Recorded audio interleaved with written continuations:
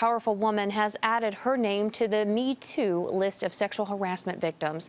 California Congresswoman Jackie Steyer says she was assaulted by a congressional chief of staff. In a post on YouTube on Twitter, she says that she was forcefully kissed, that he stuck his tongue in her mouth. Now, Steyer has called Congress a breeding ground for sexual harassment. It's time to throw back the curtain on the repulsive behavior that until now has thrived in the dark without consequences. Now, Steyer is just one of the many voices in the viral Me Too campaign. Women around the world have been posting their experiences about being sexually assaulted and harassed. Meanwhile, a Southern California assemblyman is apologizing for groping a legislative staffer 8 years ago. A woman claims that Raul Bocanegra followed her to a club in Sacramento and reached inside her blouse. Now, at the time, Bocanegra was an assembly staffer as well. The woman did complain. An investigation was conducted and he was reprimanded. Still, he enjoyed the full backing of the Democratic Party when he ran for election to the Assembly in 2012, 2014, and 2016. He currently represents the San Fernando Valley in the state assembly. Melissa and I asked former San Francisco Mayor Willie Brown, who is also the former Speaker of the state assembly and a longtime Sacramento insider, just how pervasive is the culture of sexual harassment at the Capitol?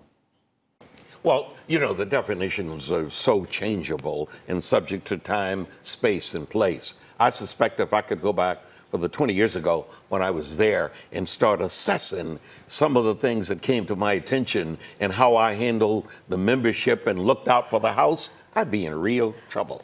You know, it is interesting because there is an inherent conflict when we have both the state Senate president who's demanding he's called in for outside investigators for a report to be submitted to them, and hearings by the state assembly, because inherently the leadership's one of their roles is to protect the image of the legislature. Well, and also, I mean, the idea that, you know, you're going to have these hearings and that people are going to come forward that didn't come forward before. Look, you're putting people on a spot. I mean, the whole point is that these women don't feel protected. They don't feel like they can come forward and name names. And you're holding these hearings going, everybody come on in and do that thing that you already have demonstrated that you're not comfortable doing. So let's have a hearing about it. I just don't think they're going to be effective.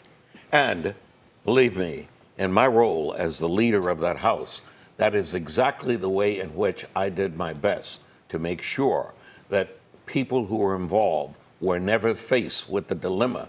Do I, you know, when a woman makes the accusation, she suddenly becomes potentially the victim. Because in that day and age, it was hazardous to say anything about anybody in leadership or anybody in power on the male side. Speaking on that, why are the legislators exempt from the whistleblower protections that other businesses have to abide by? They should not be exempt. But when they make the rules and they make the regulations, they kind of look out for themselves. They start taking out an early version of protect me. And that protection sometimes extends to fellow members. I mean, they have this rule that that says not only past settlements and stuff. They're not easy to get records on any of this stuff. You know, I interviewed Nancy Skinner, who represents Berkeley, and I asked, I said, you know, is it better since you've got lots of Democrats up there? And she said, no, it doesn't matter. She said it's all over all the time. It doesn't matter what party. A Bay Area billionaire who has been buying ad time to call for President Trump's impeachment has now drawn fire from the president himself. And it's safe to assume that that's exactly what Tom Steyer wanted. Now, the recent ad is part of a $10 million campaign run by Steyer to impeach the president. And this week, Mr. Trump responded on Twitter. He said, quote, wacky and totally unhinged Tom Steyer, who has been fighting me and my Make America Great Again agenda from the beginning, never wins elections. To which Steyer responded, you're right about one thing, Mr. Trump. I have been fighting your racism and corporate groveling from the beginning and always will.